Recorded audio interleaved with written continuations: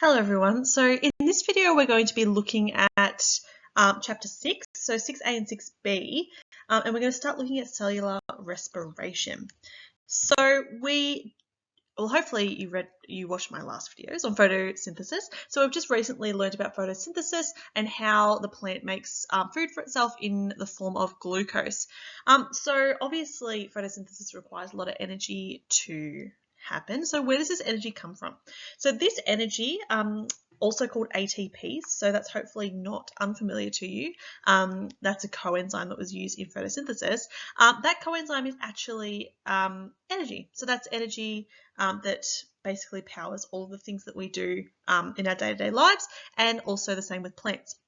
So cellular respiration is the process by which a cell makes energy, and the energy is in the form of that coenzyme ATP. It's a coenzyme obviously because it's energy, so it provides the energy for all of the reactions and things that are happening inside of the body. So plants are really cool because plants undergo both processes at the same time. So a plant is doing photosynthesis to make food in the form of glucose, and then the plant is also using that glucose to create energy for itself, and it sort of happens in a nice little loop. So you'll find as we go through this, and hopefully you'll catch on, that the outputs of photosynthesis, which we can see on this side here, the outputs of photosynthesis are actually the inputs for cellular respiration, and the outputs for cellular respiration are actually the inputs for photosynthesis. So a plant can sort of like fuel both of these processes, and sometimes there can be this really beautiful time in a plant where photosynthesis can equal respiration. So that's when there's like a net zero of glucose in the cell, because all of the photosynthesis that it's doing and all the glucose that it's making is equally being taken up by the mitochondria to perform cellular respiration, so they can equal each other, which I think is beautiful. So hopefully as we go through cellular respiration you catch on to the fact that a lot of these things are the inputs and outputs for each other.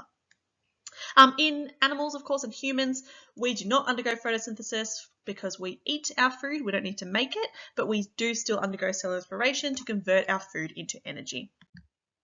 So these are the dot points that we're going to be covering for 6a. So basically we're just going to learn about the biochemical pathway of cellular respiration, just like we did photosynthesis, and I'll take you through the main steps of it. So what is cellular respiration? We just kind of talked about it. It allows cells to break down large molecules such as glucose, which is our main source of food, and produce substantial amounts of the high energy molecule ATP. So ATP is our energy molecule. It's vital to all living organisms, obviously. We need energy to survive, and there's two different pathways that it can undergo. There's aerobic cellular respiration, which aerobic means that there's air, oxygen present, and anaerobic fermentation. Ana means none, no air, so no oxygen present. So they're the two different pathways I'll take you through in this video, and it's how we produce energy. So you might notice that it's almost the opposite of photosynthesis, but it's not quite. So make sure you don't answer a question by saying it's the opposite of photosynthesis, because even though there's lots of similarities, it's not the opposite, but you will see some similarities. So these are the inputs here of cellular respiration, and you'll notice that glucose is an input of cellular respiration. So that's the food that we eat, that's what's going to get broken down. And oxygen is also an input of cellular respiration. Again, that's an output of photosynthesis. So that's the air that we breathe, obviously, comes from plants, and we need that to be able to produce energy. We then have our outputs. So our outputs are carbon dioxide, which obviously we breathe out, and that is used up by plants. And then we've got a bit of water as well. And the most important one is energy. So this diagram here is actually a little bit outdated, and this is really important to note here. Depending on the textbook that you use, even my hard copy Rollo textbook and my online one are different.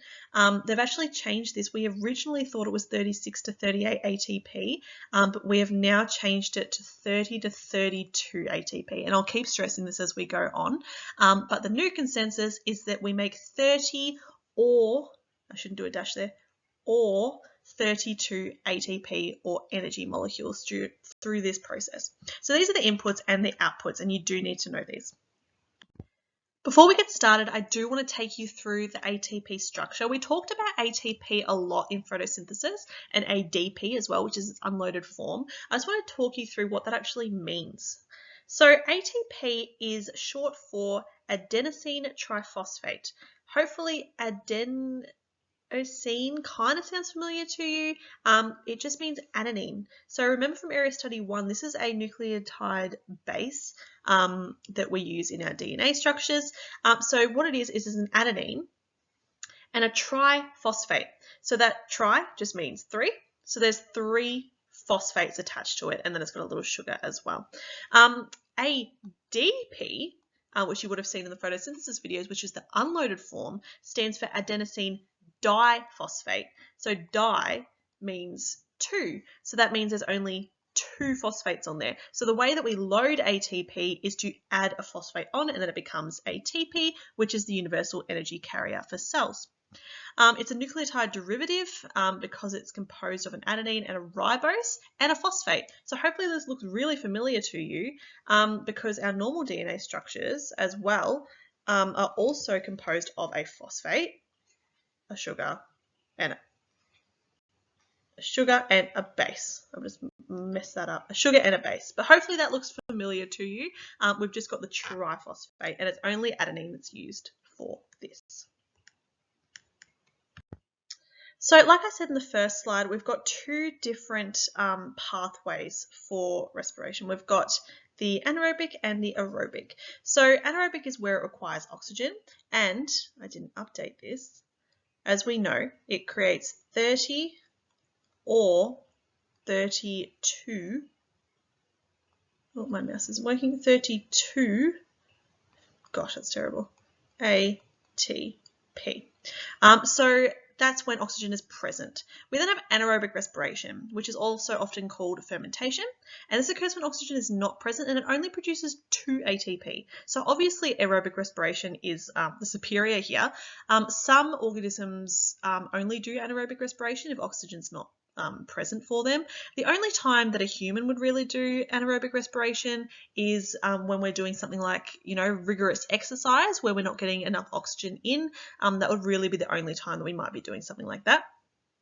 Animal fermentation and plant fermentation also produce these byproducts. So you might, if you're really into sport, you might have heard of the production of lactic acid in your muscles. This is because when you do really rigorous exercise, anaerobic respiration occurs because you're not getting enough oxygen, and it produces this lactic acid, which is what causes the pain in your muscles as well. Plants have a similar thing, but they produce their byproduct as ethanol, which is another word for alcohol. So when they're creating beer and things like that, they actually utilize this plant fermentation process to produce alcohol, and that is how alcohol is made. So just like photosynthesis has its specific organelle that's responsible, which is the chloroplast, cellular respiration also has a specific organelle that's responsible for it in the cell. So that is the mitochondria. So the mitochondria is where the main part of aerobic respiration occurs and is the main part in which ATP is produced. So this is the site for the 2nd and 3rd stages. So there's 3 stages that aerobic respiration can be split into, and 2 of the 3 of those stages happen in the mitochondria. So before we start, I just want to point out a couple of key definitions or key structures that I'll keep alluding to that you might want to have in your glossary. So just like photosynthesis, we need to know the main locations in which these 3 stages are happening. So we've got our mitochondria on the right hand side here. We've got this outer membrane, and then we've got an inner membrane that kind of curves around like that, and then we've got something called an intermembrane space. So that's the space between the 2 different membranes. These little curvy bits in here can also be called cristae, and then inside of that, so the space within that is called the matrix. So there are a couple of things that I might be referring to when I'm talking about location, so it might be handy to have a little drawing of a mitochondria around so you know what I'm talking about. So, like I said, aerobic respiration is split into 3 different stages. So this is the respiration that requires oxygen, and it's the more, more likely one that's going to be happening in humans and animals. So the first stage is called glycolysis. So this stage is actually the stage that happens in both aerobic and anaerobic respiration. So the key difference is that aerobic respiration will go on to 2 more stages, whereas anaerobic respiration will stop here. So glycolysis actually occurs in both the aerobic and the anaerobic pathways. So this occurs in the cytosol. So this does not occur in the mitochondria. So this is occurring in the cytosol, the fluid inside of the cell. What happens is that when we eat, we are hopefully eating glucose, and this glucose is going to be broken in 2. It's going to be broken in half, and these halves are called pyruvate molecules, and this is done through enzymes. In this process, 2 ATP are produced, and 2 NADH molecules are produced. So just like photosynthesis has its coenzymes, cellular respiration also has coenzymes.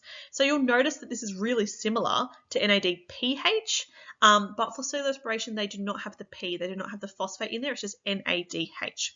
So, and these are of course produced by the unloaded form, which is NAD. So during glycolysis, a hydrogen is added onto this coenzyme to make it functional. The pyruvate and the NADH are then transported to the mitochondria for the Krebs cycle. So again, just like photosynthesis, all of these stages are working into the next stage. So we need that NADH to go on to the next stage. So this little table here summarizes what you need to know. So glycolysis happens inside the cytosol, and it uses glucose, and it also has the inactive forms of ATP and NADH. The outputs of it are 2 pyruvate molecules, 2 ATP and 2 NADH coenzymes. On the diagram here, you can see that we've got a glucose molecule. It is split into 2 pyruvates. That splitting is actually what causes the, actually uses energy. So we're actually using 2 ATP in this process as well. But we're also gaining 4 ATP, so the net. So when we're looking at these tables, this is net. So it's not accounting things that, it's accounting what's being used and also what is being produced as well. So from each pyruvate molecule, you can see that 1 NADH and 1 NAD, so 1 NADH and 2 ATP are made. So in total, 2 NADHs are made and 4 ATP are made, but because we use the 2 up here, we have a net of 2 ATP, and that's the one that you need to remember. Stage 2 is called the Krebs cycle. So the Krebs cycle is the next stage. So once glycolysis has been done, that pyruvate molecule and that NADH is moved into the mitochondria in the matrix specifically, so the inside bit of the cristae, to perform the Krebs cycle. So the link between glycolysis and the Krebs cycle is this pyruvate molecule. And what happens to it is it's transported into the mitochondria and combines with a coenzyme. So this coenzyme is called CoA, or coenzyme A. And this combination produces a new molecule. So pyruvate plus the coenzyme A produces something called acetyl-CoA. Okay, really important. So that pyruvate is adapted into this acetyl-CoA molecule. This reaction releases carbon dioxide. All right, so remember that's one of the products of this, so that's where that comes from. So this process releases carbon dioxide, and it also produces NADH and FADH. So it produces 6 of those and 2 of those. The details of this, so you're really lucky they've actually changed the study design so you don't need to know the details of this anymore. So back in the day, this diagram down here, you would have had to know the ins and outs, but all you need to know for the Krebs cycle is that it is a series of reactions that basically extract the energy from that acetyl-CoA that we made and break it down and allows that coenzyme to be recycled in further link reactions. The main purpose of this is to create these coenzymes once again. Okay, so again, we are building on our coenzymes. Just like photosynthesis, we are preparing the resources that we need for the final product. So our pyruvate and our coenzyme A to form acetyl-CoA is broken down. This breaking down, this cycle of reactions that breaks that down, produces 4 carbon dioxides, 2 FADH, 6 NADH, and it also produces another 2 ATP.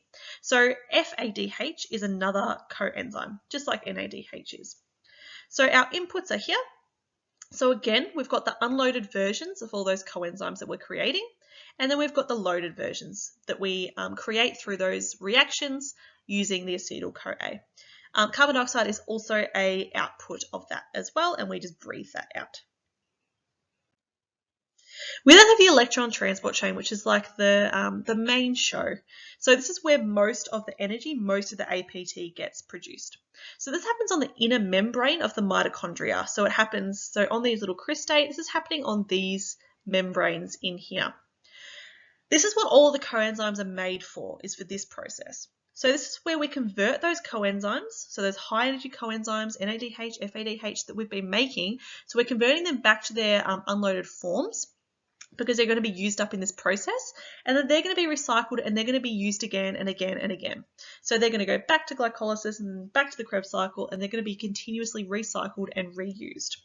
So the reason that we convert these and use them is to get these electrons, and these electrons are going to be super important.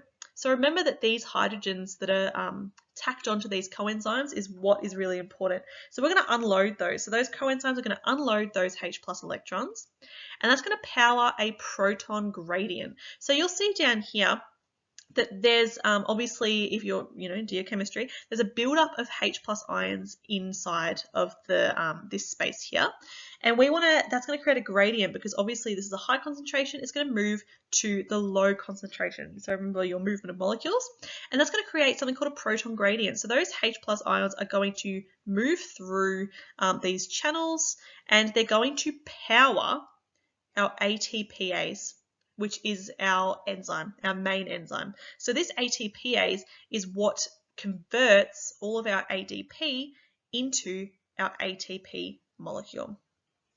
So our coenzymes are offloading, they're offloading their hydrogen electrons, they're moving through, that movement is powering ATPase, but there's also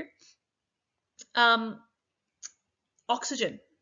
So oxygen is an input here. Why is oxygen an input here? Why do we need oxygen for this?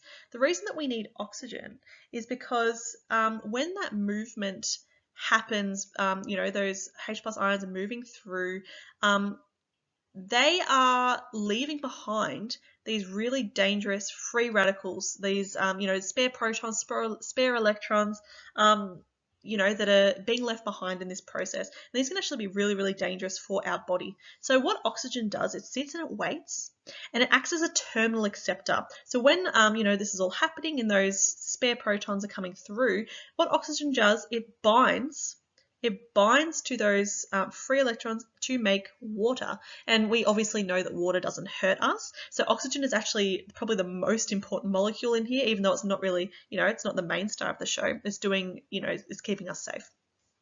So we've got our inputs, we've got our oxygen, super important for keeping us safe and collecting up all of those dangerous electrons.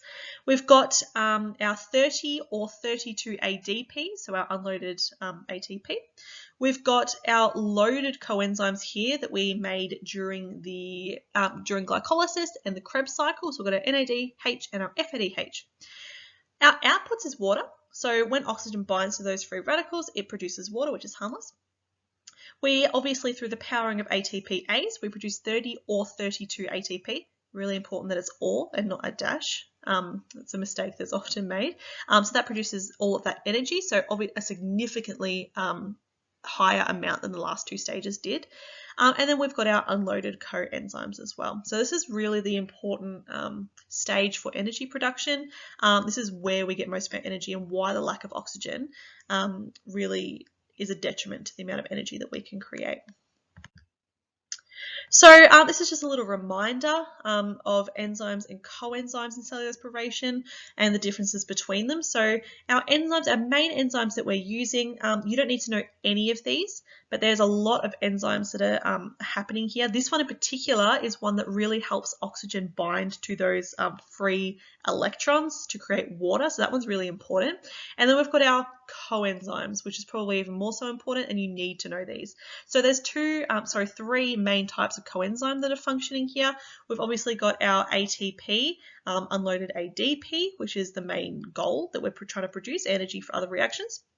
And then we've got NAD and FAD which turn into NADH and FADH. Those hydrogen electrons obviously super crucial to power that electron transport chain and produce the ATP that our body needs to function. So now what we're going to look at is we're going to look at what happens in the absence of oxygen. So how does the aerobic and the anaerobic pathways of cellular respiration differ? So in anaerobic respiration, there's obviously no oxygen. And we now know why oxygen is so important, because if we don't have oxygen, we can't mop up those loose, dangerous free electrons, and therefore the electron transport chain would probably kill us if it went ahead. All right. So what we do is we cut off the electron transport chain. As a result, we also cut off the Krebs cycle because we don't really need it, because we don't need all of those coenzymes, because if we're not going to do the electron transport chain, there's no point. So we want to save energy. So the only step that we complete is glycolysis. So we complete glycolysis the exact same way that we would in aerobic respiration. So we take glucose, split it into 2-pyruvate, and we produce 2 ATP, and we also produce 2 NADH as well. So none of that changes. But without the electron transport chain, that means that the loaded coenzymes like NADH and FADH can't drop off their electrons. So that means that they can't be converted back to their unloaded forms, which means that they can't be recycled. And that's a massive problem because we need to be able to recycle them. So we have a special extra step that allows us to unload those coenzymes and bring them back to their unloaded form so we can keep reusing them over and over again. And this special step is called fermentation. So anaerobic fermentation or anaerobic respiration includes glycolysis and fermentation. So you can see it here, the two differences in the pathways. So the aerobic pathway obviously undergoes glycolysis and then goes off to complete the Krebs cycle and the electron transport chain to produce lots of ATP. The red pathway is our anaerobic pathway. So just the same, it completes glycolysis, 2 ATP, 2 NADH, but because it's not unloading our coenzymes anymore, it undergoes fermentation. So in fermentation, this is where we can unload those or convert those coenzymes back to their unloaded forms. And there's a byproduct for this. There's either lactic acid in animals or ethanol and CO2 in plants and yeast. And I'll go through that. So this is what happens in fermentation. Glycolysis is the same, we don't need to worry about that, but fermentation is a bit different. So the purpose is to regenerate NAD to be reused in the glycolysis cycle. We know this. This process produces lactic acid in animals and can be toxic in high amounts. So that's why your muscles hurt when you do lots and lots of exercise. So once oxygen is present again, it will metabolize back into pyruvate. So as soon as oxygen is present, we want to start doing aerobic again. So that lactic acid gets metabolized back into pyruvate, which can be used in the Krebs cycle. In plants and yeast, it's a little bit different. It produces ethanol, which is alcohol, and a lot of distilleries and breweries and stuff use this exact process to make alcohol. It also has a couple of carbon dioxides as well as a byproduct.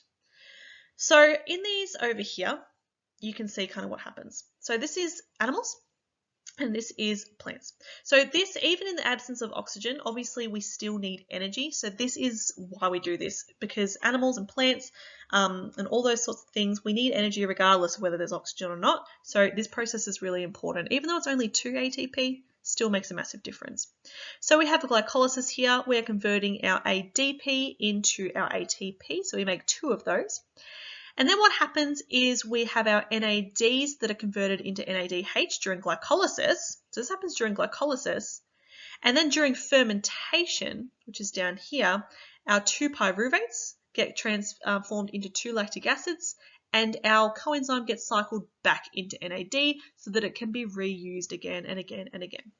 The same thing happens in plants and yeasts. It's just ethanol that's the only difference. So we've got glycolysis. We make our 2 ATP, we make our NADH. Then, during fermentation, our pyruvates get transformed into ethanol and carbon dioxide, and our NADHs get recycled to be used back here so that we can keep glycolysis going, because we don't know how long we're not going to have oxygen for, and that's stressful. So we want to make sure that we keep recycling those and keep undergoing glycolysis so we can make as much energy as we can. So that's the difference. So aerobic respiration has Krebs cycle and electron transport chain, whereas anaerobic respiration only has fermentation following glycolysis. This is just a nice little summary to finish on. It shows both aerobic and anaerobic. It does not show fermentation. So if you just wanted to do a little offshoot here, you could say that the pyruvate gets transformed into either lactic acid or ethanol, and our NADHs get transformed back into their uncycled forms. But this is a good snapshot. So we've got our glycolysis, which happens in our cytosol, which takes 2 pyruvates and produces 2 ATP, and it also produces 2 NADH. We then have our Krebs cycle. So our Krebs cycle is going to take that pyruvate, which is combined with our CoA enzyme to make acetyl-CoA, and it's going to slowly break that down, and it's going to break that down to create more coenzymes. So we're going to have 6 NADH and 2 FADH, so more of those, and we're also going to produce 2 ATP and carbon dioxide as a byproduct. And then eventually all those coenzymes are going to make their way into the inner membrane of the matrix so that the electron transport chain can occur. And this is where all of our coenzymes that we've been making are going to offload their hydrogen electrons to power ATPase, the enzyme, to produce all of this beautiful ATP over here. And then of course we've got our oxygen that's going to come in, it's going to mop up all those dangerous leftovers to create some harmless water. And at the end of this process we should have 30 or 32 ATP. So thank you for watching. If you've got any questions, please bring them to class and I will see you there.